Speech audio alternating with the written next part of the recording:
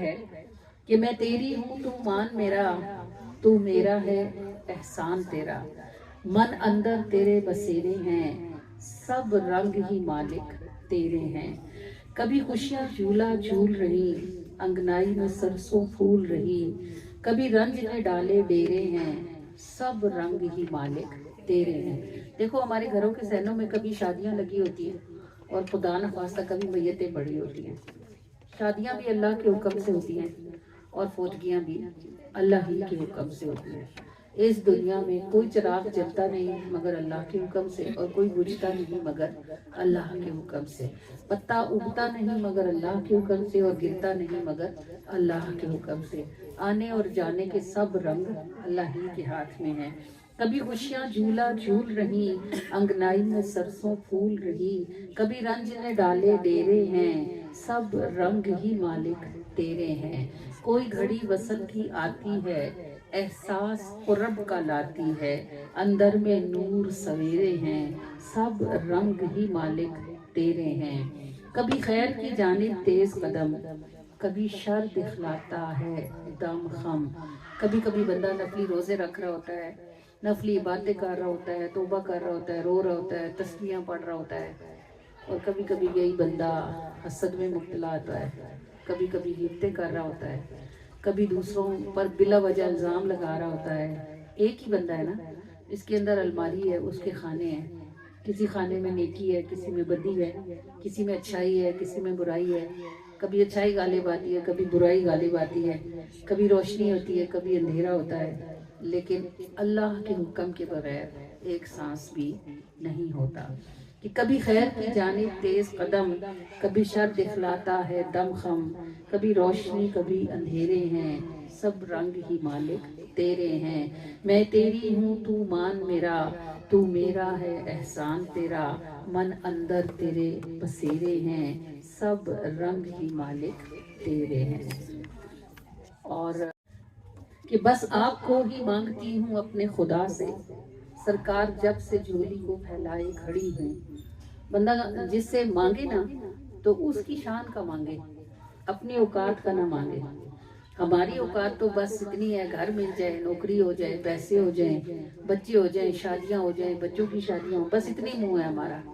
اس سے آگے کا تو کبھی ہم سوچتے ہی نہیں کہ جنت مل جائے، رسول اللہ مل جائے، مدینہ مل جائے، رسول اللہ کا پڑوس مل جائے، اللہ کی رضا مل جائے، اللہ کے خزانے ملے، ادھر تک تو ہماری سوچ نہیں نہ جاتی۔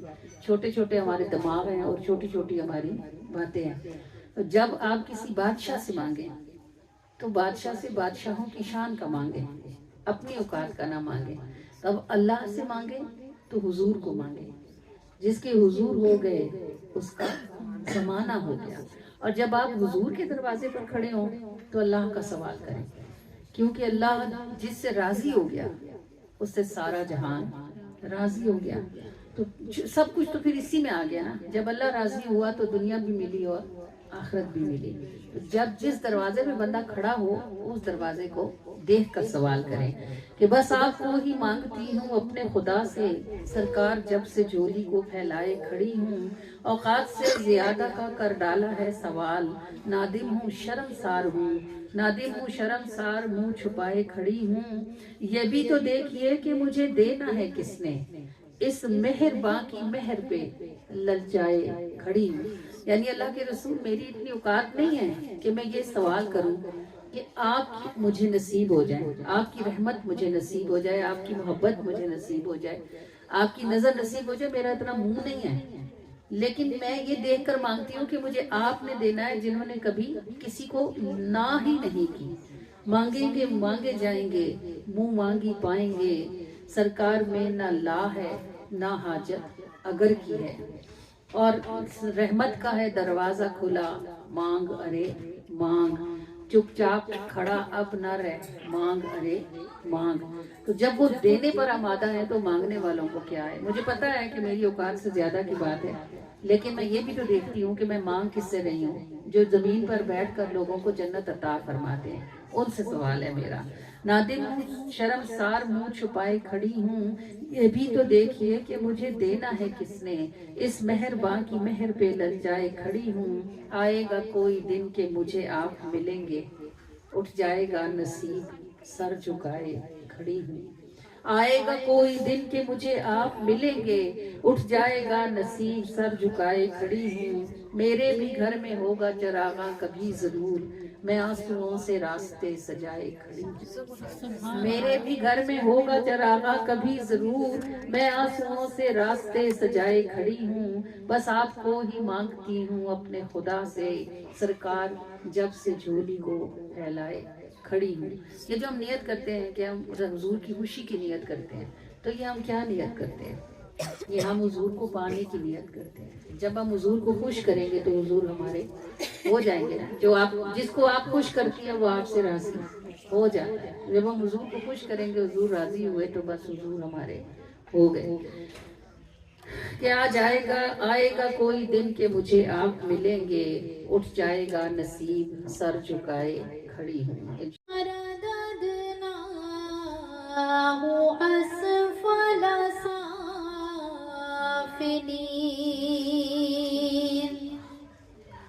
اللہ نے انسانوں کو سب سے بہترین ڈھانچے پر پیدا فرمایا. لقد خلقنا الانسان فی احسن تقویم. تو یہ بہترین ڈھانچہ کیا ہے؟ کسی جانور کا رنگ خوبصورت ہے, کسی کی کھال خوبصورت ہے, کسی کے پر خوبصورت ہے, کسی کی آواز خوبصورت ہے, کسی کی آنکھیں خوبصورت ہیں, مگر یہ سب کے سب یا تو زمین پر گھسیٹ کر چلتے ہیں یا چاروں ہاتھ پیروں کے بل چلتے ہیں. زمین پر تمام جانداروں میں حضرت انسان وہ واحد مخلوق ہے. یہ بھی جانور ہے, لیکن یہ واحد جاندار ہے جو دو پیروں پر کھڑا ہو کر عزت سے چلتا ہے, اور اس کی پیشانی اور اس کا چہرہ اونچا رہتا ہے. اب یہ بتاؤ کہ یہ احسان انسانوں پہ کیوں کیا گیا ہے؟ کیونکہ رسول اللہ نے انسانوں میں آنا تھا. تو یہ جو بندہ اپنا چہرہ اوپر کر کے چلتا ہے نا, اور یہ ناک جس پہ خاندانوں میں لڑائیاں ہو جاتی ہیں, موت زندگیاں ختم ہو جاتی ہیں, جس پہ رشتے ٹوٹ جاتے ہیں, جی ناک اونچی اور ناک نیچی, اس ناک کو اونچا کیا کس نے؟ صدقہ ہے رسول اللہ کا. اللہ پاک نے محبوب کو انسانوں میں انسانوں کی صورت میں بھیجنا تھا, اس لیے اللہ فرماتا ہے لقد خلقنا الانسان فی احسن تقویم. تمام جانداروں میں ہم نے حضرت انسان کو سب سے بہترین سانچے پر پیدا فرمایا. ثم رددناہ اسفل سافلین. پھر ہم نے اس کو نیچی سے نیچی حالت کی طرف پھیر دیا. ہم نے اس کو پیدا کیا, وہ کمزور تھا, پھر ہم نے اس کو طاقت دی, وہ جوان ہوا, اور بالکل اس کی کمر سیدھی ہو گئی. پھر جوانی کے زور سے وہ بڑھاپے کی طرف آیا, تو وہی سیدھی کمر جس میں کبھی لچک بھی نہ آتی تھی, وہ گردن جس میں سریا ہوتا تھا, اب وہی کمر بالکل ڈوری ہو گئی, اور وہ بھی زمین پر بچھ گیا. تو ہم نے اس کو اعلیٰ حالت سے ادنا حالت کی طرف پھیر دیا. إِلَّا الَّذِينَ آمَنُوا وَعَمِلُوا الصَّالِحَاتِ فَلَهُمْ أَجْرٌ غَيْرُ مَمْنُونٍ. اور انسان عمر کے کسی بھی حصے میں ہو اور زمین کے کسی بھی شہر میں ہو, بہترین انسان کون ہے؟ ان الذین آمنوا وعملوا الصالحات. بہترین انسان وہ ہے چاہے وہ کسی علاقے میں رہتا ہو, کوئی زبان بولتا ہو, اور جوانی سے لے کر بڑھاپے, بچپن سے بڑھاپے کے درمیان کسی بھی حصے میں ہو. بہترین اور کامیاب انسان کون ہے؟ لوگوں کے نزدیک تو بہترین اور کامیاب وہ ہے جو لڑکیاں سمجھتی ہیں جو خوبصورت ہیں, اور جن کی اچھے گھروں میں شادیاں ہو گئی تو باقی سمجھتی ہیں یہ بڑی کامیاب ہوگی. جو عام درجے کی لڑکیاں ہوتی ہیں, وہ کسی ان میں سے کسی کو اچھی کو جاب مل جائے تو وہ سمجھتی ہیں یہ کامیاب ہوگی. یہی حال مردوں کا اور لڑکوں کا ہے. لیکن اللہ کے نزدیک کامیاب لوگ کون ہیں؟ ان الذین آمنوا وعملوا الصالحات. وہ لوگ جو ایمان لے آئے اور پھر اس کے بعد نیک اعمال کرتے رہے. اور ہمارے یہاں نیک اعمال سے مراد لی جاتی ہے بس نماز پڑھ لی اور روزے رکھ لیے اور تسبیح کر لی اور تلاوت کر لی. یہ اعمال نیک نہیں, یہ تو فرائض ہے. نیک اعمال یہ ہیں کہ کسی کا عیب آپ کو پتہ چل جائے, آپ دیکھ لیں آنکھوں سے, پھر بھی اپنی زبان کو بند رکھیں. نیک اعمال یہ ہیں کہ اگر کسی کا گھر ٹوٹ رہا ہو اور آپ اسے بچانے کے لیے ذرا سا جھوٹ بول کے بچا سکتے ہیں تو جھوٹ بول دیں تاکہ گھر ٹوٹنے سے بچ جائے. نیک اعمال یہ ہیں کہ اگر کسی پر تہمت لگی ہے اور جھوٹ لگی ہے اور آپ کو سچ کا پتہ ہے, اور سچ بولنے میں آپ کا نقصان ہے پھر بھی سچ بولیں.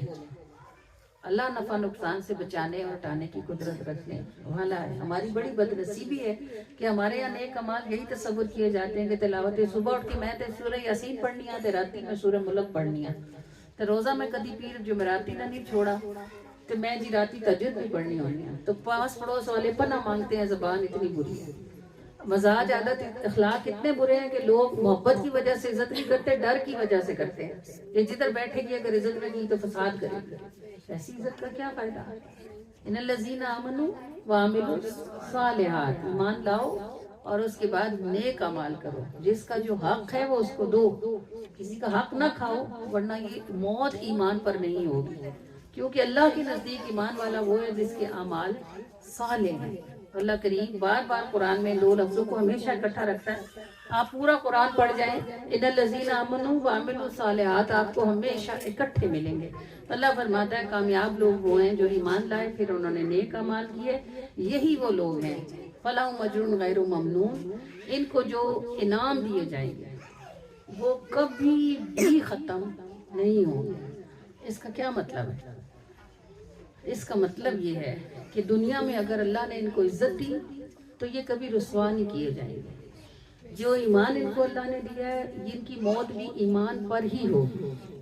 اللہ نے ان کو اگر دنیا میں کوئی نعمت دی ہے تو اللہ ان سے وہ نعمت واپس نہیں لے گا, اور جب یہ مرنے کے بعد جنت میں داخل کیے جائیں گے تو جو نعمتیں ان کو وہاں دی جائیں گی وہ ان سے کبھی بھی واپس نہیں لی جائیں گی. یہ جنت میں کبھی بوڑھے نہیں ہوں گے, یہ وہاں کبھی بیمار نہیں ہوں گے, کبھی کمزور نہیں ہوں گے, ان کے گھر کبھی خراب نہیں ہوں گے, ان کے باغ اور پھل پھول کبھی بھی اجڑیں گے نہیں.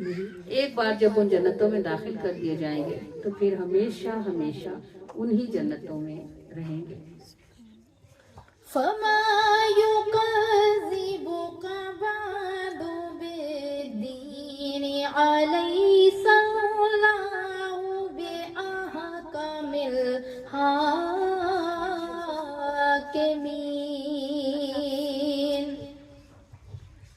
تو اے لوگوں جو قرآن سنتے اور پڑھتے ہو پھر اس پر عمل کیوں نہیں کرتے؟ تمہیں یہ خوف نہیں آتا کہ ایک دن تمہارے جواب کا دن ہوگا جس دن تم سے سوال کیا جائے گا. فما یکذبک بعد بالدین, کس چیز نے تمہیں روز محشر کے جھٹلانے پر اکسا رکھا ہے؟ یعنی کام ایسے کرتے ہو جیسے مرو گی نہیں, تمہارے سے کچھ پوچھا ہی نہیں جائے گا. الیس اللہ بأحکم الحاکمین, یہ دنیا کے جج وکیلوں اور گواہوں پہ فیصلہ کرتے ہیں. اللہ کو نہ کسی وکیل کی ضرورت ہے نہ کسی گواہ کی, وہ سب خود دیکھتا ہے اور باہر سے نہیں دیکھتا. اس کو کام کرنے والے کی نیت کا حال بھی معلوم ہے. جو اتنا سچ جانتا ہو وہ جھوٹ فیصلہ کیسے کر سکتا ہے؟ الیس اللہ بأحکم الحاکمین, ڈرو اللہ سب حاکموں سے بڑھ کر بہترین فیصلہ کرنے کی شان رکھنے والا ہے. صدق اللہ العظیم. بات تو حضرت سیدنا موسیٰ اللہ نبی علیہ السلام کا زمانہ تھا. میلاد سنتے ہوئے اس بات کا دھیان رکھا کریں کہ اپنی آنکھیں نیچی رکھا کریں, کان متوجہ رکھا کریں, آنکھوں کو متوجہ نہ کیا کریں. جب آنکھیں دیکھتی ہیں ادھر ادھر تو کان سنتے نہیں ہیں, اور آپ جو سننے کے لیے آئے ہیں اسے سننے کے لیے دیکھنا ضروری نہیں ہوتا نا. نگاہیں نیچی رکھا کریں تاکہ آپ جو بات سنتے ہیں وہ آپ کو سمجھ آئے, کیونکہ مجھے یقین ہے کہ ایسی باتیں آپ روز نہیں سنتے ہوں گے. حضرت سیدنا موسیٰ اللہ نبی علیہ السلام کا زمانہ ہے, اور حضرت موسیٰ علیہ السلام نے اللہ تعالیٰ سے پوچھا کہ باری تعالیٰ اگر کوئی بندہ جو میری امت میں سب سے برا ہے تو وہ مجھے دکھا دے. اللہ پاک نے فرمایا موسیٰ صبح صبح اپنے دروازے پر کھڑے ہو جائیے گا, جو پہلا شخص آپ کے گلی سے گزرے گا وہ آپ کی امت کا سب سے برا آدمی ہے. موسیٰ علیہ السلام کھڑے ہو گئے, صبح ہوئی تو ایک آدمی اپنے کندھے پر اپنے بیٹے کو بٹھا کے گزرا. وہ چلا گیا اور حضرت موسیٰ نے دیکھ لیا کہ بھئی یہ سب سے زیادہ برا آدمی ہے. دن گزرا تو حضرت موسیٰ کا جی چاہا کہ وہ سب سے نیک آدمی کو بھی تو دیکھے نا کہ امت میں سب سے زیادہ نیک آدمی کون ہے. تو انہوں نے کہا باری تعالیٰ اگر آپ مجھے میری امت کا سب سے نیک آدمی بھی دکھائیں. اللہ پاک نے فرمایا موسیٰ دروازے پہ کھڑے ہو جائیں, شام کو جو آدمی آخر میں آپ کی گلی سے گزرے گا वो आपकी उम्मत का सबसे नेक आदमी होगा। तो मूसा अलैहिस्सलाम खड़े हो गए, शाम होने को आई, अंधेरा करीब करीब हुआ, तो उन्होंने देखा वही आदमी, बहुत लोग गुजरे, लेकिन जिस वक्त दरवाजे बंद करने का वक्त आया तो वही आदमी जो सुबह बच्चे को बिठा के गली से सबसे पहले गुजरा था, वही आदमी बच्चे को बिठा के गली से गुजर रहा है। तो मूसा अलैहिस्सलाम उसको देख के अंदर से लेकर बड़े हैरान हुए। उन्होंने कहा, अल्लाह, सुबह तूने मुझे सबसे बुरा आदमी लिखाया, वो भी यही था, और अभी तूने सबसे नेक आदमी लिखाया, वो भी यही है, मुझे तो समझ ही नहीं आई। अल्लाह ने फरमाया, मूसा सुबह जब ये गुजरा तो ये बड़ा बदकार, गुनाहगार, इंतहाई बुरा और बदबख्त आदमी था। इसके कंधे पर इसका बेटा बैठा हुआ था और ये पहाड़ों की तरफ निकला। तो इसने पूछा अपने बाप से कि ए अब्बा, कोई चीज जमीन से भी ऊंची है? तो इसके बाप ने कहा, वो पहाड़ है। तो उसने कहा, कोई चीज पहाड़ों से भी ज्यादा बड़ी है? तो उसने कहा, मेरे बेटे, वो समंदर है। उसने कहा, कोई चीज समुद्रों से भी ज्यादा बड़ी है? तो उसने कहा, वो अल्लाह का अर्श है। वो बच्चा कहने लगा, अब्बा, अर्श से भी बड़ा कुछ होगा?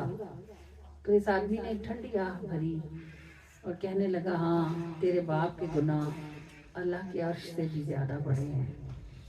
तो कहने लगा, फिर वो बच्चा तो पूछ ही रहा था, उसने कहा, तेरे गुनाहों से भी बड़ी कोई चीज होगी अब्बा?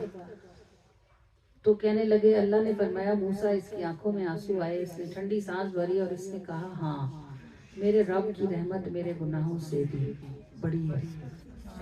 ऐ मूसा, जब इसने मेरी रहमत पर इतना मान किया तो फिर मेरी रहमत इसको तना छोड़ नहीं सकती थी।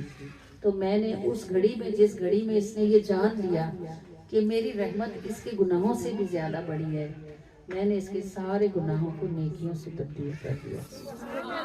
तो वही शख्स जो सुबह जाते हुए गुनाहों में सबसे आगे था, वापस पलटते वक्त वो नेकियों में सबसे आगे हो गया। ये हमारा परवरदिगार है जिसकी बख्शिश बहा मांगती है, बहाना नहीं मांगती। और बहा कहते हैं फिदिये को, बहाना मांगती है, बहा नहीं मांगती। ये आपसे कोई कीमत नहीं तलब करती, बस आप कोई बहाना बना ले तो अल्लाह की रहमत आपके हवाले हो जाती है। प्यार दी अख जे ऐब नू तकदी, तू नहीं सानू तकना सी, ते तेरी रहमत बाज खुदाया, बंदिया की कर सकना सी। ऐब नू तकदी, तू नहीं सानू तकना सी, तेरी रहमत बाज खुदाया, बंदियां की कर सकना सी। प्यार दी अख जे ऐब नू तकदी, तू नहीं सानू तकना सी, तेरी रहमत बाज खुदाया, बंदियां की कर सकना सी। तेरी रहमत बाज खुदाया, बंदियां की कर सकना सी, तेरी रहमत बाज खुदाया, बंदियां की कर सकना सी। हस्बी रब्बी जल्लल्लाह, माफी कल्बी गैरुल्लाह, नूरे मोहम्मद सल्लल्लाह, ला इलाहा इल्लल्लाह, ला इलाहा इल्लल्लाह, ला इलाहा इल्लल्लाह, ला इलाहा इल्लल्लाह, ला इलाहा इल्लल्लाह। खैर तेरे दरबार चो जाने हर वारी आ जांदे ने, खैर तेरे दरबार चो जाने हर वारी आ जांदे ने, प्यार तेरे ते मान ना होंदा, सौ सौ वारी झकना सी। प्यार तेरे ते मान ना होंदा, सौ सौ वारी جھکڑا سی حسبی ربی جل اللہ معافی قلبی غیر اللہ نور محمد صلی اللہ لا الہ الا اللہ لا الہ الا اللہ لا الہ الا اللہ لا الہ الا اللہ لا الہ الا اللہ روز گناتے روز معافی معافی تو نہیں اقدائے روز گناتے روز معافی معافی تو نہیں اقدائے تیرا پیار ارادے دائے اور کسی نے رکھنا سی تیرا پیار ارادے دائے اور کسی نے رکھنا سی حسبی ربی جل اللہ معافی قلبی غیر اللہ نور محمد صلی اللہ لا الہ الا اللہ لا الہ الا اللہ لا الہ الا اللہ لا الہ الا اللہ لا الہ الا اللہ سانساں مینوں نظر چ رکھدا تھا تھا کرم کماندا اے سانساں مینوں نظر چ رکھدا تھا تھا کرم کماندا اے پیار تیرے نے پلہ پایا اور کسے نے ڈھکنا سی پیار تیرے نے پلہ پایا اور کسے نے ڈھکنا سی حسبی ربی جل اللہ معافی قلبی غیر اللہ نور محمد صلی اللہ لا الہ الا اللہ لا الہ الا اللہ لا الہ الا اللہ لا الہ الا اللہ لا الہ الا اللہ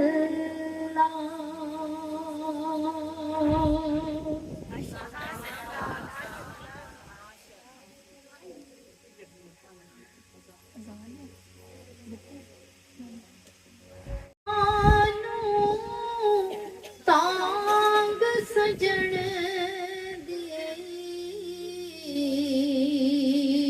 سُتیاں آن جگاوے کیویں کوجیاں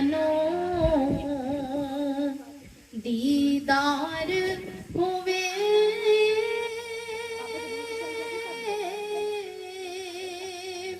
کن ترس گئے تو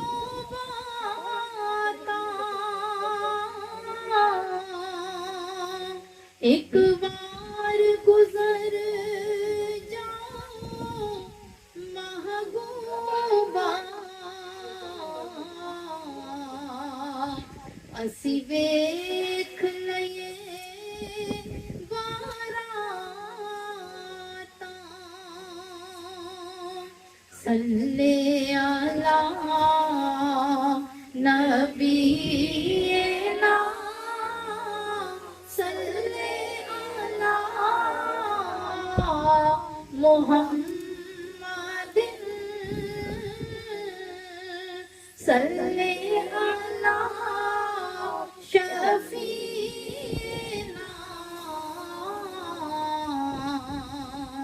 सल्ले अला मुहम्मदिन।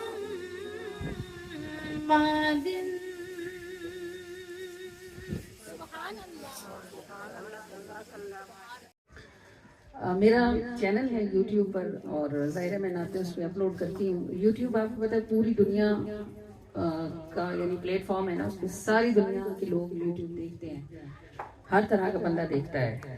और आपको पता है ना, बंदा अपना आईना होता है खुद। हम जैसे होते हैं ना, हम दूसरे बंदे को वैसे ही समझ रहे होते हैं।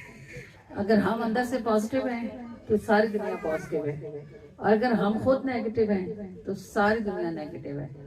तो बड़े मजे मजे के कमेंट्स आते हैं। मैंने अभी एक पीछे जब हमारे घर मिलाद हुआ ना, मेरे अपने घर जब था, और मुझे पता है कि जिनके भी घर होता है उनकी आंखें जरूर भीगती हैं, वो खर्च करते हैं और खुश होते हैं, और किसी काम पे खर्चा करें ना तो गिन के करते हैं कि ये इतने पैसे लग गए हैं, क्यों लग गए हैं, फलां चीज क्यों। जब मिलाद का खर्चा होता है ना तो बगैर गिने करते हैं और खुशी से करते हैं।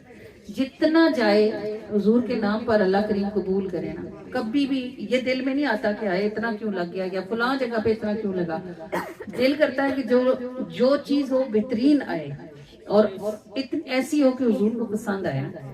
तो मिलाद शरीफ का अल्हम्दुलिल्लाह तैयारियां थी लगी हुई, और फिर जब मिलाद हो गया तो मेरा अपनी जो मेरी फीलिंग्स थी मिलाद पर, मैं रोती जाती थी। और वाइट वॉश भी हमने करवाया, पेंट करवाया, पर्दे चेंज करवाए, जो भी कुछ हो सकता था। हालांकि हमें पता है मिलाद नीचे होना है, लेकिन ऊपर वाले घर को भी हम ऐसे ही डेकोरेट करते हैं जैसे ऊपर मिलाद होना है।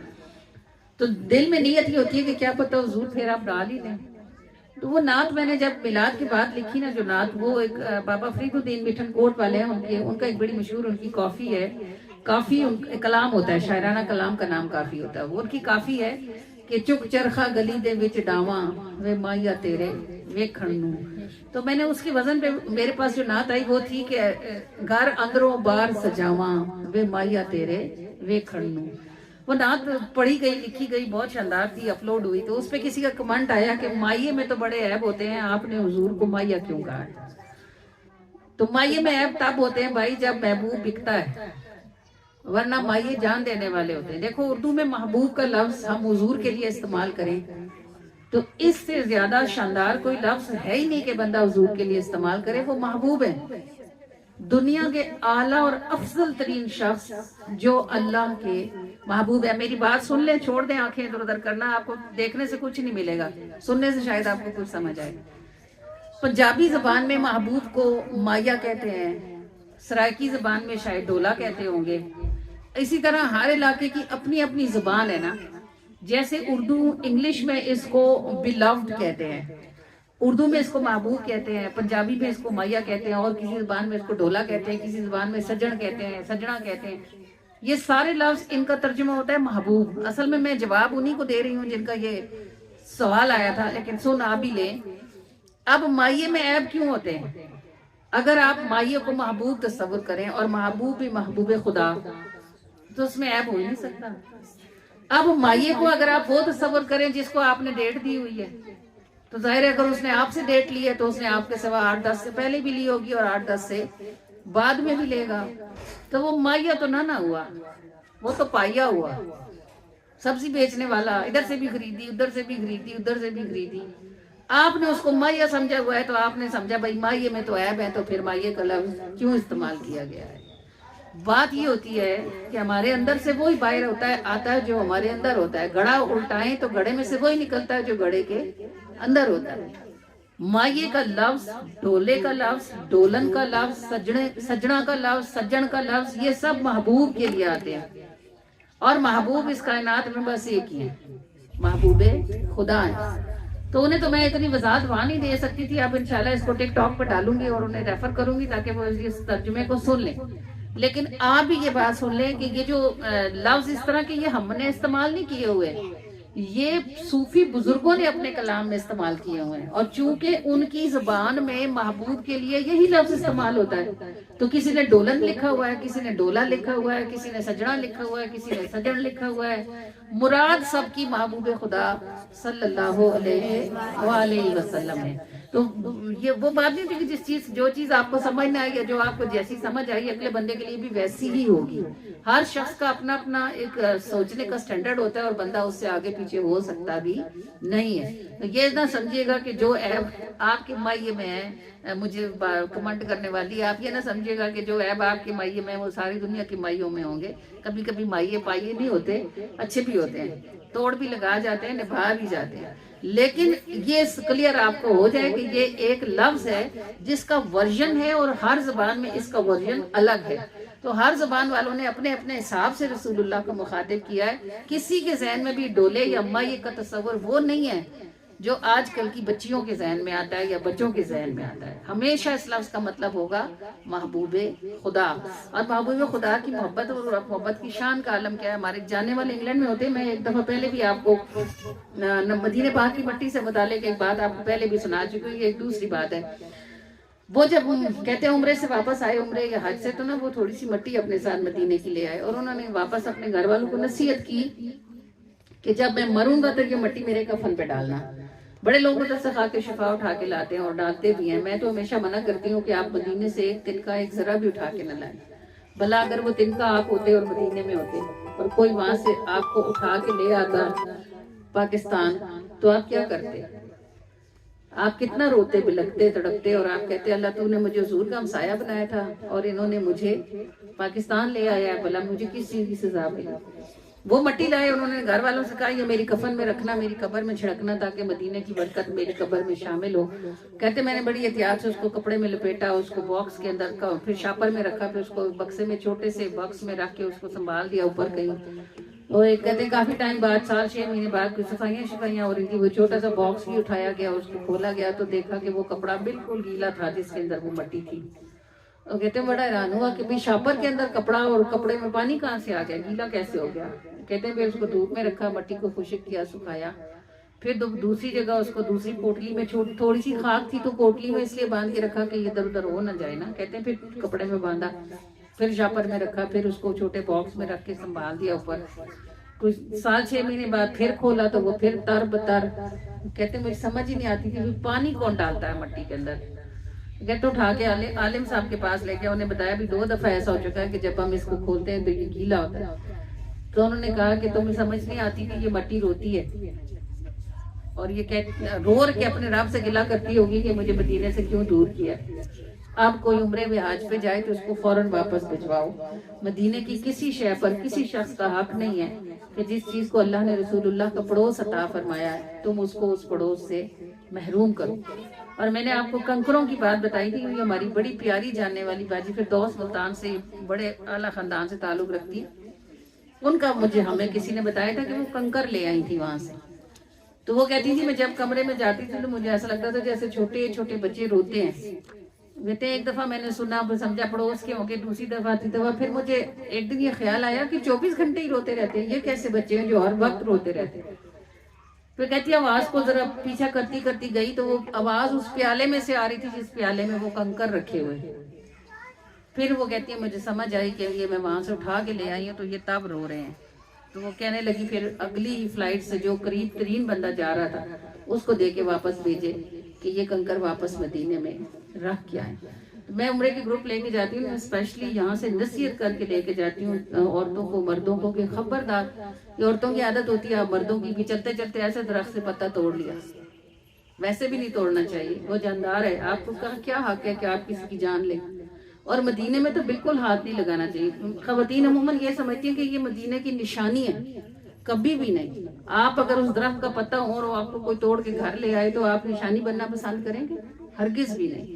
تو کوئی بھی کبھی یہ نہ سوچے کہ مدینے سے کوئی تنکا، کوئی پتھر، غار ہرا سے کوئی چیز، غار سور سے کوئی چیز، ہرگز بھی نہیں۔ جو چیز اللہ نے جہاں پیدا کی ہے اس کے حساب سے بنائی ہے، اور آپ وہاں سے چیزیں، ہم خود واپس آتے ہیں تو ہم مہینوں مدینے کی یاد میں رہتے ہیں۔ تو جو چیزیں وہاں پیدا ہوئی، اگی پلی بڑی، جب آپ انہیں وہاں سے بلا وجہ ہی لے آئیں گے، آپ کو تو وطن ہے، آپ تو مسافر ہیں نا، آپ کو تو مجبوراً واپس آنا ہے۔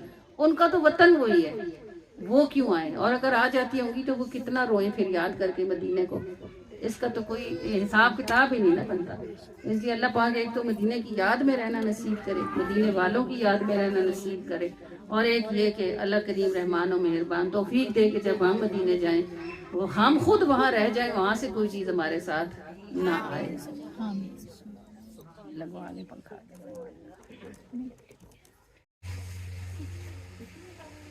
طبع الحمیری یہ یمن کا بادشاہ تھا، اور یہ وہ بادشاہ تھا جس نے کعبے پر حملے کا ارادہ کیا تھا۔ یہ وہ نہیں تھا جو ہاتھی لے کے آیا تھا، وہ اور بادشاہ تھا۔ اس بادشاہ نے بھی کعبے پر حملے کا ارادہ کیا، لیکن جب اس نے کعبے پر حملے کا ارادہ کیا نا تو اس کے ناک، کان اور آنکھوں سے بدبودار پانی آنا شروع ہو گیا، اور اتنی بدبو آتی تھی کہ اس کے پاس بیٹھنا محال ہو گیا۔ درباریوں نے دربار میں آنا چھوڑ دیا، ہر طرح کا علاج ہوا، لیکن کسی طرح بھی اس کو صحت نہ ہوئی۔ تو اس کا ایک وزیر تھا جو بڑا ہی عقل مند تھا، اس نے اس کو کہا کہ یہ مجھے کوئی مرض نہیں لگتا، مجھے ایسا لگتا ہے جیسے کوئی آسمانی آفت ہے یا عذاب ہے، یہ تو بتائیں کہ آپ نے دل یا نیت میں کوئی برا ارادہ تو نہیں کیا؟ تو اس نے کہا کہ میں نے یہاں کے لوگوں کی اکڑ دیکھی، اور وہ اکڑ جو ہے وہ خانہ کعبہ کی وجہ سے ہے، تو میں نے سوچا کہ اس گھر کو ہی گرا دوں گا، نہ یہ رہے گا نہ ان کی اکڑ رہے گی۔ دنیا کے ہر ملک کے لوگ ہمارے آگے جھکتے ہیں اور یہ نہیں جھکے، تو مجھے اس لیے ان پہ بہت غصہ تھا۔ اس نے کہا کہ اس گھر کی تاریخ بڑی پرانی ہے، اور یہاں کے لوگ اس کو اللہ کا گھر مانتے ہیں، اور ان کے خیال کے مطابق اور عقیدے کے مطابق اللہ خود اس گھر کی حفاظت کرتا ہے، کیونکہ گھر جو اس کا ہے، ہر گھر والا اپنے گھر کی حفاظت خود کرتا ہے۔ بادشاہ نے اسی وقت توبہ کی، اسے بات کی سمجھ آئی، پھر طبع الحمیری نے توبہ کے طور پر خانہ کعبہ کا غلاف بنوایا، اور وہ دنیا کا پہلا بادشاہ تھا جس نے خانہ کعبہ کا غلاف بنوایا اور پھر اس پہ چڑھوایا۔ پھر طبع الحمیری جب مکہ سے نکلا تو پھر یہ سفر کرتے کرتے مدینے پاک پہنچا۔ اس کی یہ عادت تھی کہ یہ جس شہر میں رکتا تھا وہاں کے سب سے بڑے عالم کو بہت سارا یعنی اس کا وظیفہ لگا دیتا تھا اور اس کو ساتھ لے لیتا تھا۔ تو کم و بیش اس کے پاس 1.5 لاکھ کے قریب، 40,000 کے قریب اس کے پاس عالم یعنی چوٹی کے عالم موجود تھے۔ جب یہ پہنچا نا مدینے سفر کرتے کرتے، تو اس کے جتنے عالم تھے نا ان ساروں نے، جب یہ مدینے سے نکلنے لگا نا تو ان ساروں نے کہا کہ ہم نہیں جاتے اس شہر سے۔ تو اس نے کہا میں نے تمہیں ملک پھر کے جمع کیا ہے، تم لوگ میرا سرمایہ ہو، میرے دین، دنیا کا جو بھی اس وقت دین تھا اس میں تم میرے کام آتے ہو، میں تمہیں ساروں کو کیسے چھوڑ جاؤں؟ انہوں نے کہا ہم سب نے اپنی اپنی کتابوں میں آخری نبی کے آنے کی جو نشانیاں جتنی پڑھی ہیں نا وہ ساری کی ساری اس شہر میں موجود ہیں۔ جب آخری نبی تشریف لائیں گے وہ ہجرت کر کے اس شہر میں آئیں گے۔ اب اگر نصیبوں سے ہم اس جگہ پہنچ ہی گئے ہیں، ہو سکتا ہے کہ ہمارا ہی زمانہ ہو کہ ہم آخری نبی کو پا لیں، اور اگر ہم نے نہ پایا تو ہماری نسلیں ان کو پائیں گی، اس لیے ہم ادھر سے جانے والے نہیں۔ اب طبع الحمیری چونکہ خانہ کعبہ سے سیکھ آیا تھا، یہ بھی اللہ کی قدرت دیکھو کہ اس نے محبوب کا کام کروانے کے لیے اسے پہلے اپنے گھر بلا کے سبق دیا، پھر اسے مدینے بھیجا، پھر اس نے وہاں 39,000 علماء کرام کے نکاح اپنی لونڈیوں سے کیے، ان کو وہاں گھر بنا کے دیے، اور ایک گھر خصوصی طور پر 2 منزلہ بنوایا، اور ایک خط لکھا جس میں لکھا کہ میں طبع الحمیری آپ نبی آخر الزمان کا غلام اور میں آپ کا مذہب قبول کرتا ہوں، اگر تمہیں آپ کے وقت میں ہوا تو میں آپ کے ہاتھوں کو چوم کر آپ کی بیعت کروں گا، اور اگر آپ میرے بعد آئے تو میرا یہ خط میرے ایمان کی گواہی ہوگا، یہ آپ کے پاس پہنچ جائے گا۔ پھر وہ چلا گیا، وہ 2 منزلہ مکان، اس کی دیکھ بھال جو ہے وہ جو ان علماء کرام کا سردار تھا نا اس کے حوالے کر کے گیا۔ نبی پاک صلی اللہ علیہ وآلہ وسلم کی آمد تک غالباً اس بات کو 100 سال یا 1000 سال اس طبع الحمیری کو گزر چکے تھے، اور حضرت ابو ایوب انصاری جن کے گھر کے سامنے نبی پاک کی اونٹنی جا کے ٹھہری تھی، جب رسول اللہ مدینہ تشریف لائے نا، یہ غالباً 1000 سال کی بات ہے، کیونکہ ابو ایوب انصاری اس عالم کے 10ویں پوتے تھے جس کو طبع الحمیری وہ مکان دے کے گیا تھا۔ تو حضرت ابو ایوب انصاری، اب لوگ رسول اللہ کی اٹھنے کی باتیں پکڑتے تھے، کیا کوئی کہتا تھا میں ہمارے گھر ٹھہرے، کوئی کہتا تھا ہمارے گھر ٹھہرے، حضور نے کہا اس کو چھوڑ دو، اور جو لفظ استعمال فرمائے وہ فرمائے یہ معمور من اللہ ہے، یعنی اسے اللہ کی طرف سے حکم دے دیا گیا ہے کہ اس نے کہاں ٹھہرنا ہے۔ تو یہ اٹھنی پورے مدینے میں گھوم کر جا کر ٹھہری حضرت ابو ایوب انصاری کے گھر کے سامنے۔ لوگ ابھی کہتے ہیں رسول اللہ کو علم نہیں، جاہلو رسول اللہ کی سوٹنی پہ بیٹھتے ہیں اس کا بھی اتنا علم ہے۔ 1000 سال پہلے جو گھر رسول اللہ کے لیے بنا تھا وہ پورے مدینے میں گھوم کے اس کے دروازے کے سامنے بیٹھی۔ جب وہاں بیٹھی تو حضرت ابو ایوب انصاری خوشی سے آگے بڑھے، انہوں نے اونٹنی پر سے کچاوا اتارا، رسول اللہ کا سامان اتارا اور دوڑ کے اندر لے گئے تاکہ سارے مدینے کو پتہ چل جائے کہ اب حضور میرے مہمان ہوں گے۔ 2 منزلہ گھر تھا۔ نبی پاک صلی اللہ علیہ وآلہ وسلم نے چاہا کہ آپ، حضرت ابو ایوب انصاری نے ادب کی وجہ سے چاہا کہ رسول اللہ اوپر قیام فرمائیں، بھئی میں اوپر کیسے رہوں، حضور نیچے ہوں، لیکن حضور نے لوگوں کی ملاقات کے خیال سے فرمایا کہ بار بار لوگوں کو اوپر چڑھنا مشکل ہوگا، اس لیے تم اوپر جاؤ اور ہم نیچے رہیں گے۔ نبی پاک صلی اللہ علیہ وآلہ وسلم نے جب تک نبی پاک کا حجرہ نہیں بنا اس وقت تک آپ صلی اللہ علیہ وآلہ وسلم نے حضرت ابو ایوب انصاری کے گھر میں قیام فرمایا۔ اور ابو ایوب انصاری ایک مطلب جس دن نبی پاک نے قیام فرمایا انہی راتوں کی بات ہے، ایک رات ان کی بیوی سے پانی کا کٹورا اوندھا ہو گیا، سارا پانی گر گیا۔ تب چھتیں ایسی سیمنٹک تو ہوتی نہیں تھی، کھجور کے چھالوں اور پتوں کی چھتیں ہوتی تھی، تو اس خوف سے کہ پانی رسول اللہ پہ نہ گر جائے انہوں نے فوراً اپنا بستر اٹھا کے پانی پہ ڈال دیا، سارا بستر پانی سے گیلا ہو گیا، اور یہ دونوں میاں بیوی سردی کی اس رات میں کمرے میں بغیر گدے کے ٹھٹھرتے رہے، لیکن پانی کی بوند کو نیچے گرنے نہیں دیا۔ یہ مدینہ جس کو آج بھی ساری دنیا مدینہ مدینہ کرتی ہے اور جس کی خوشبو ہر دل میں پائی جاتی ہے، تو اس کا سبب یہی ہے کہ اس مدینے کی بنیاد محبت پہ رکھی گئی تھی، اور اللہ نے اس کا آغاز عالموں سے کیا تھا۔ آج بھی جب آپ حج یا عمرہ کرنے جاتے ہیں تو آپ دیکھتے ہیں کہ مکہ والے سخت ہیں، ان کے لہجے اور ان کے طریقے، طور طریقے، رویے سخت ہیں، اور آپ مدینے میں جائیں تو مدینے والے سخت نہیں ہیں، ان کے لہجے بھی میٹھے ہیں اور ان کے طور طریقے اور انداز بھی میٹھے ہیں۔ تو اس کی وجہ یہی ہے کہ مدینہ شہر محبت ہے، اس کی بنیاد ہی محبت پر رکھی گئی، اور عام لوگوں نے نہیں، ساری دنیا کے چنے ہوئے علماء کرام نے مدینے میں بستیاں بنائی تھی اور وہاں رہنے کا آغاز کیا تھا۔ تو اس لیے یہ مدینہ دنیا کے سارے شہروں کا سردار ہے، کیونکہ اللہ نے اسے ان کی رہائش کے لیے پسند کیا جو زمین پر موجود تمام مخلوقات کے سردار ہیں۔ جگتے سوچا پیار مدینہ، آقا دا گھر بار مدینہ، جگتے سوچا پیار مدینہ، آقا دا گھر بار مدینہ، پیاس ہمیشہ ود جاندیے، ویکھو جنی وار مدینہ، پیاس ہمیشہ ود جاندیے، ویکھو جنی وار مدینہ،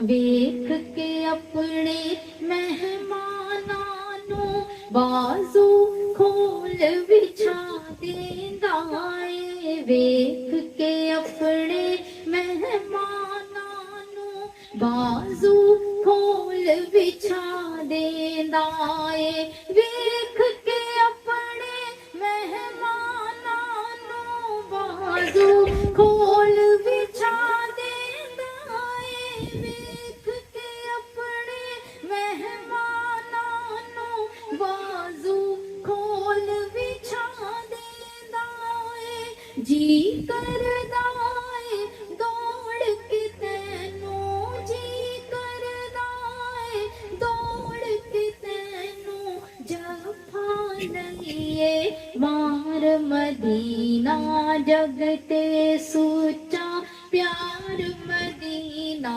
آقا دا گھر بار مدینہ، پیاس ہمیشہ ود جاندیے، ویکھو جنی وار مدینہ۔ ਮਿੱਠਿਆਂ ਤੋਂ ਵੀ ਵੱਧ ਮਿੱਠਾ, ਠੰਡਿਆਂ ਤੋਂ ਵੀ ਵੱਧ ਠੰਡਾ, ਮਿੱਠਿਆਂ ਤੋਂ ਵੀ ਵੱਧ ਮਿੱਠਾ, ਠੰਡਿਆਂ ਤੋਂ ਵੀ ਵੱਧ ਠੰਡਾ, ਮਿੱਠਿਆਂ ਤੋਂ ਵੀ ਵੱਧ ਮਿੱਠਾ, ਠੰਡਿਆਂ ਤੋਂ ਵੀ ਵੱਧ ਠੰਡਾ, ਮਿੱਠਿਆਂ ਤੋਂ ਵੀ ਵੱਧ ਮਿੱਠਾ, ਠੰਡਿਆਂ ਤੋਂ ਵੀ ਵੱਧ ਠੰਡਾ, ਮੁਲਕ ਬੜੇ ਨੇ ਸ਼ਹਿਰ ਬਹੁਤ, ਮੁਲਕ ਬੜੇ ਨੇ ਸ਼ਹਿਰ ਬਹੁਤ, ਪਰ ਸਭ ਦਾ ਏ ਸਰਦਾਰ ਮਦੀਨਾ, ਜਗ ਤੇ ਸੁੱਚਾ ਪਿਆਰ ਮਦੀਨਾ, ਆਕਾ ਦਾ ਘਰ ਬਾਰ ਮਦੀਨਾ, ਪਿਆਸ ਹਮੇਸ਼ਾ ਵੱਧ ਜਾਂਦੀ ਏ, ਵੇਖੋ ਜਿੰਨੀ ਵਾਰ ਮਦੀਨਾ। ਸੂਰਜ ਤੈਨੂੰ ਚੁੰਮ ਕੇ ਚੱਲਦਾ, ਚੰਨ ਵੀ ਤੇਰੇ ਫੇਰੇ ਕਰਦਾ, ਸੂਰਜ ਤੈਨੂੰ ਚੁੰਮ ਕੇ ਚੱਲਦਾ, ਚੰਨ ਵੀ ਤੇਰੇ ਫੇਰੇ ਕਰਦਾ, ਸੂਰਜ ਤੈਨੂੰ ਚੁੰਮ ਕੇ ਚੱਲਦਾ, ਚੰਨ ਵੀ ਤੇਰੇ ਫੇਰੇ ਕਰਦਾ, ਸੂਰਜ ਤੈਨੂੰ ਚੁੰਮ ਕੇ ਚੱਲਦਾ, ਚੰਨ ਵੀ ਤੇਰੇ ਫੇਰੇ ਕਰਦਾ, ਤੇਰੇ ਵੇੜੇ ਵਿੱਚ ਜੇ ਰਹਿੰਦਾ, ਤੇਰੇ ਵੇੜੇ ਵਿੱਚ ਜੇ ਰਹਿੰਦਾ, ਰੱਬ ਸੋਹਣੇ ਦਾ ਯਾਰ ਮਦੀਨਾ, ਜਗ ਤੇ ਸੋਚਾ ਪਿਆਰ ਮਦੀਨਾ, ਆਕਾ ਦਾ ਘਰ ਬਾਰ ਮਦੀਨਾ, ਪਿਆਸ ਹਮੇਸ਼ਾ ਵੱਧ ਜਾਂਦੀ ਏ, ਵੇਖੋ ਜਿੰਨੀ ਵਾਰ ਮਦੀਨਾ। ਰੋਂਦੇ ਆਂਦੇ ਹੱਸਦੇ ਜਾਂਦੇ, ਝੋਲੀਆਂ ਭਰ ਭਰ ਖਾਲੀ ਪਾਉਂਦੇ, ਰੋਂਦੇ ਆਂਦੇ ਹੱਸਦੇ ਜਾਂਦੇ, ਝੋਲੀਆਂ ਭਰ ਭਰ ਖਾਲੀ ਪਾਉਂਦੇ, ਰੋਂਦੇ ਆਂਦੇ ਹੱਸਦੇ ਜਾਂਦੇ, ਝੋਲੀਆਂ ਭਰ ਭਰ ਖਾਲੀ ਪਾਉਂਦੇ, ਰੋਂਦੇ ਆਂਦੇ ਹੱਸਦੇ ਜਾਂਦੇ, ਝੋਲੀਆਂ ਭਰ ਭਰ ਖਾਲੀ ਪਾਉਂਦੇ, ਚੰਗਿਆਂ ਨੂੰ ਤੇ ਹਰ ਕੋਈ ਪੁੱਛਦਾ, ਚੰਗਿਆਂ ਨੂੰ ਤੇ ਹਰ ਕੋਈ ਪੁੱਛਦਾ, ਮੰਦਿਆਂ ਦਾ ਦਿਲਦਾਰ ਮਦੀਨਾ, ਜਗ ਤੇ ਸੁੱਚਾ ਪਿਆਰ ਮਦੀਨਾ, ਆਕਾ ਦਾ ਘਰ ਬਾਰ ਮਦੀਨਾ, ਪਿਆਸ ਹਮੇਸ਼ਾ ਵੱਧ ਜਾਂਦੀ ਏ, ਵੇਖੋ ਜਿੰਨੀ ਵਾਰ ਮਦੀਨਾ। ਗੁੰਬਦ ਨਾਲ ਸਜਾ ਕੇ ਤੈਨੂੰ, ਜਾਲੀ ਅਤਾ ਫਰਮਾ ਕੇ ਤੈਨੂੰ, ਗੁੰਬਦ ਨਾਲ ਸਜਾ ਕੇ ਤੈਨੂੰ, ਜਾਲੀ ਅਤਾ ਫਰਮਾ ਕੇ ਤੈਨੂੰ, ਗੁੰਬਦ ਨਾਲ ਸਜਾ ਕੇ ਤੈਨੂੰ, ਜਾਲੀ ਅਤਾ ਫਰਮਾ ਕੇ ਤੈਨੂੰ, ਗੁੰਬਦ ਨਾਲ ਸਜਾ ਕੇ ਤੈਨੂੰ, ਜਾਲੀ ਅਤਾ ਫਰਮਾ ਕੇ ਤੈਨੂੰ, ਤੇਰੀ ਖਾਕ ਦੀ ਕਸਮਾਂ ਖਾਏ, ਤੇਰੀ ਖਾਕ ਦੀ ਕਸਮਾਂ ਖਾਏ, ਤੂੰ ਏ ਰੱਬ ਦਾ ਪਿਆਰ ਮਦੀਨਾ, ਜਗ ਤੇ ਸੋਚਾ ਪਿਆਰ ਮਦੀਨਾ, ਆਕਾ ਦਾ घर बार मदीना प्यास हमेशा वध जांदी है। वेखो जिन्नी वार मदीना प्यास हमेशा वध जांदी है। वेखो जिन्नी वार मदीना।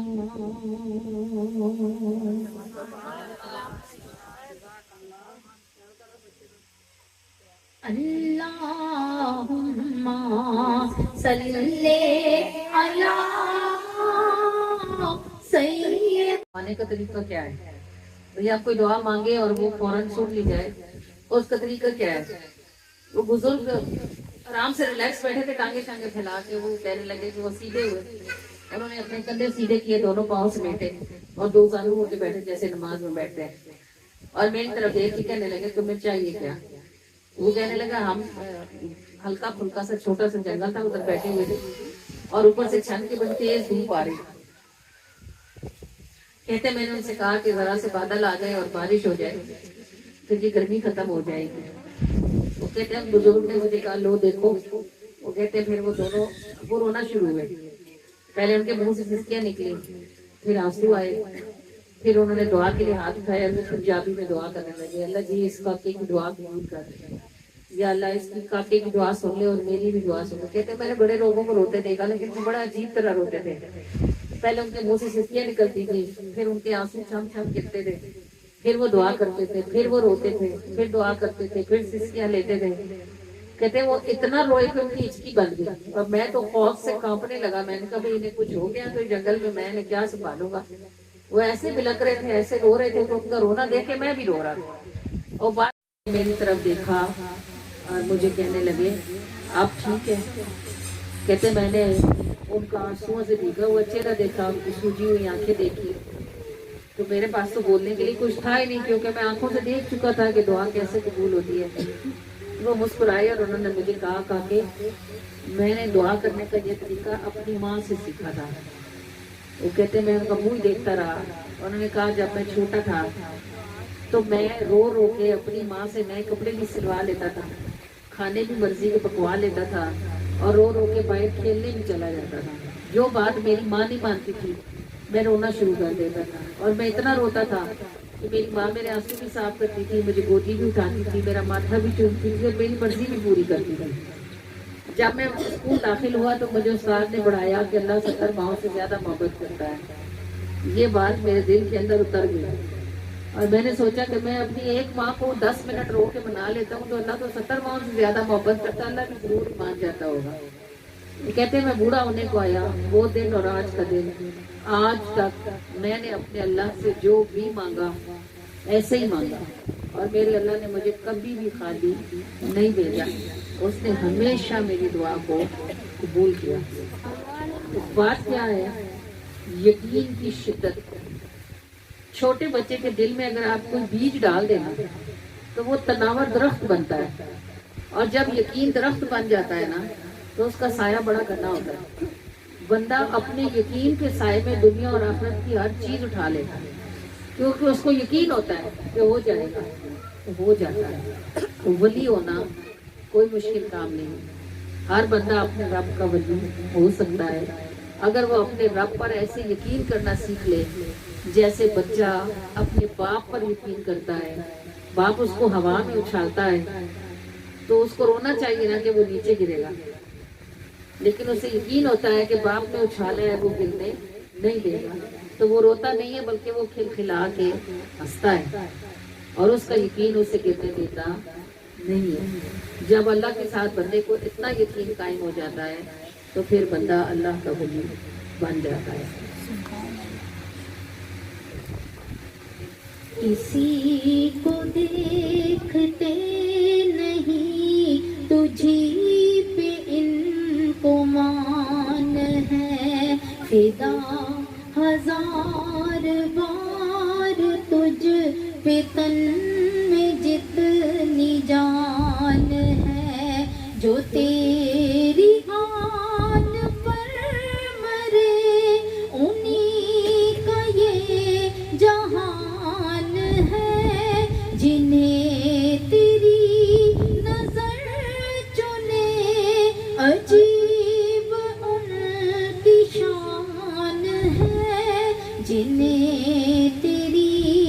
نظر چنے عجیب ان کی شان ہے جنہیں تیری نظر چنے عجیب ان کی شان ہے جو تیرے عشق میں جیے وہی تو سرفراز ہے جنہیں ڈھکے تیری نظر وہ لوگ ایک راز ہے جو تار روح کے چھیڑتی ہے گویا وہ اذان ہے جنہیں تیری نظر چنے عجیب ان کی شان ہے جنہیں تیری نظر چنے عجیب ان کی شان ہے جنہیں تیری نظر چنے عجیب ان کی شان ہے قدم کو چومتے ہیں جو وجد میں جھومتے ہیں جو سکون سوز نور دل میں لے کے گھومتے ہیں جو بدن ہمارے بیچ اونچی روح کی اڑان ہے جنہیں تیری نظر چنے عجیب ان کی شان ہے جنہیں تیری نظر چنے عجیب ان کی شان ہے جنہیں تیری نظر چنے عجیب ان کی شان ہے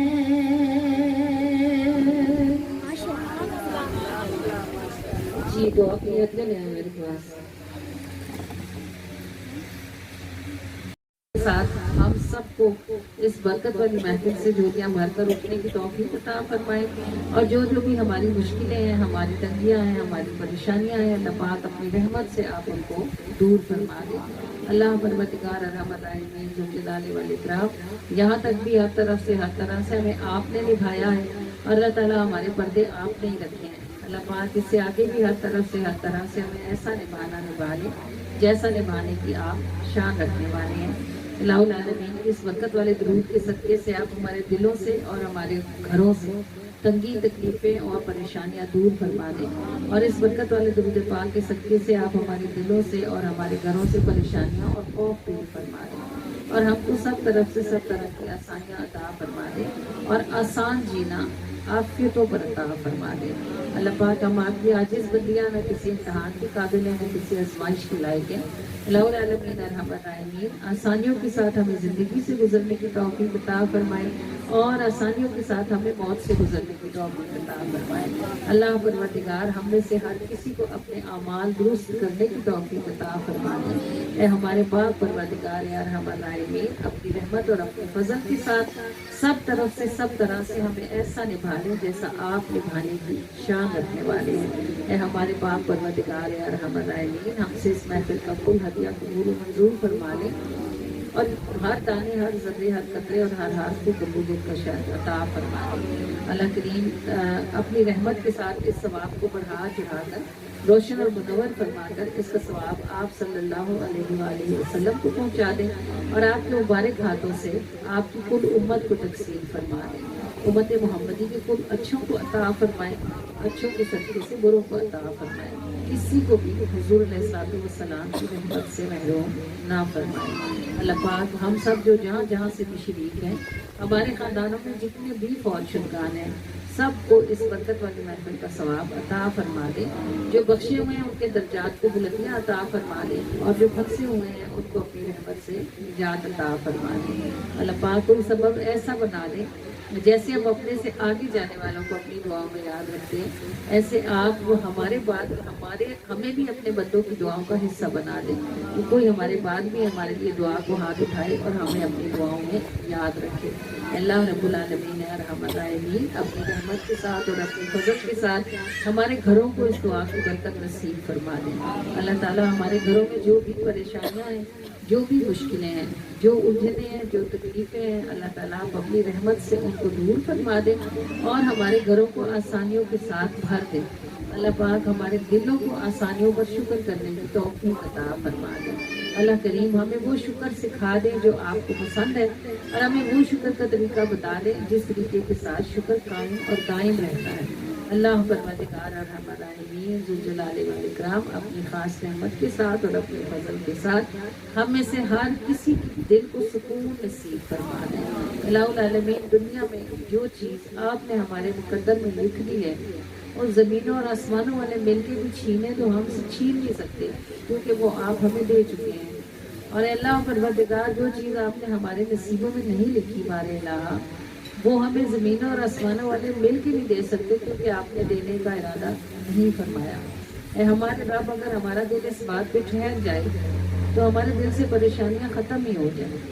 جو چیز آپ نے دینی ہے اس کے لیے ہم محنت کریں، مشقت کریں، ڈھونڈیں، تھکیں، نہ بھی تھکیں تو وہ ہمیں مل کے ہی گئے گی۔ اور جو چیز آپ نے نہیں دینی اس کے لیے ہم جتنا مرضی ٹکرے مار لیں، ہمارے نصیب میں نہیں ہے تو ہمیں نہیں ملنی۔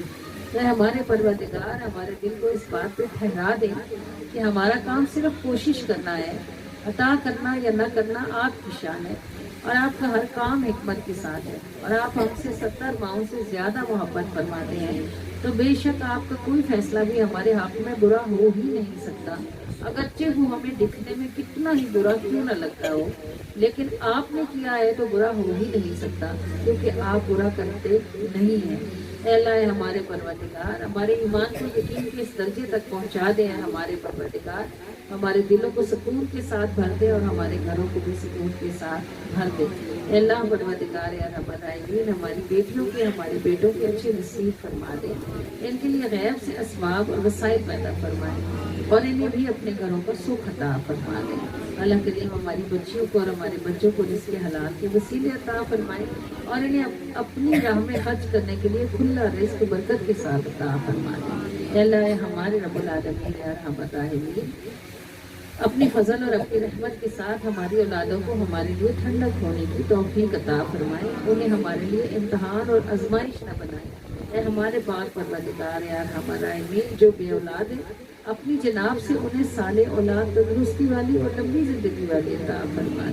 اللہ پروردگار ارحم الراحمین اپنے فضل اور اپنی رحمت کے ساتھ اللہ پاک ہماری کل دعاؤں کو قبولیت کا شرف عطا فرما دے، اور یہ اہل خانہ انہوں نے میلاد پر جو بھی کچھ خرچ کیا ہے اور یہ جتنا بھی تھکے ہیں، اللہ پاک ہر دانے اور ہر ذرے کے صدقے سے، ان کی جسمانی مشقت کے بدلے سے ان کو ایک ایک کی جگہ کروڑوں گنا زیادہ عطا فرمائے، تاکہ یہ اور ان کی نسلیں ہمیشہ ہمیشہ میلاد منائیں۔ اے اللہ رب العالمین ارحم الراحمین ہم سب کو اپنے محبوب پر کثرت سے درود بھیجتے رہنے کی توفیق عطا فرمائیں، اور ہم سب کو کثرت اور محبت سے محبوب کو یاد رکھنے کی توفیق عطا فرمائیں۔ اللہ کریم جو محبت سے جانا چاہتے ہیں، جن کے اسباب نہیں ہیں، وسائل نہیں ہیں، اللہ پاک ان سب کو محبت کے ساتھ جانا، مکے اور مدینے میں محبت کے ساتھ جانا نصیب فرمائے۔ اللہ العالمین ارحم الراحمین یہاں تک بھی سب آپ کا کرم ہے، اس سے آگے بھی ہم سب طرح سے آپ کی رحمتوں کے محتاج ہیں۔ اللہ تعالیٰ اپنے فضل و کرم اور لطف و عطا کے ساتھ ہم سے راضی ہو جائے بانی الہ، اور اس طرح راضی ہو جائے جس کے بعد پھر کبھی بھی آپ ہم سے ناراض نہ ہوں۔ اے اللہ اللہ پاک پروردگار ارحم الراحمین جو ہم نے مانگ لیا ہے ہمیں وہ بھی عطا فرما دے، اور جو ہم سے رہ گیا ہے ہمیں وہ بھی نصیب فرما دے۔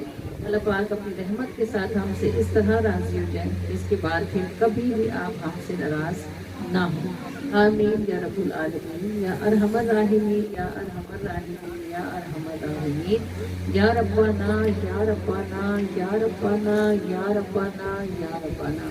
الصلاۃ والسلام علی سید المرسلین، الصلاۃ والسلام علیک یا رسول اللہ وعلی آلک و اصحابک یا حبیب اللہ، الصلاۃ والسلام علیک یا وعلى آلك وأصحابك يا نور الله وصلى الله تعالى عليه وآله وسلم فداك روحنا يا رسول الله فداك روحي يا رسول الله صلى الله عليه وآله وسلم آمين.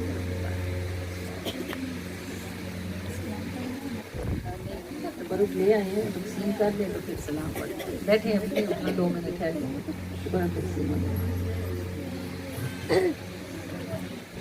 آپ پر ہو سلام، آپ پر ہو سلام، آپ پر میرے جینے کے سامان ہو سلام، آپ پر آپ جیسا دوسرا رب نے بنایا ہی نہیں، وہ احد ہے آپ واحد ہو سلام آپ پر، وہ احد ہے آپ واحد ہو سلام آپ پر، ہو سلام آپ پر، ہو سلام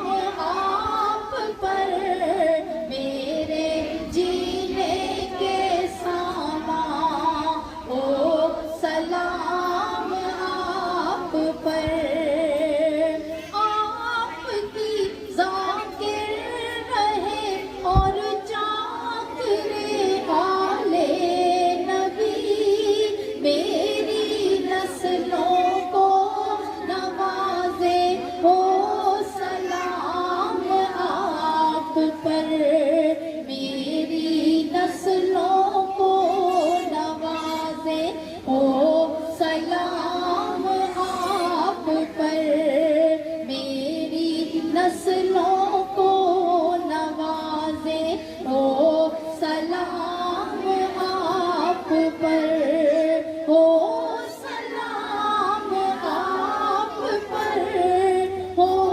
سلام آپ پر میرے جینے کے سامان ہو سلام آپ پر، راہ تو تسکین جان ہو سلام آپ پر.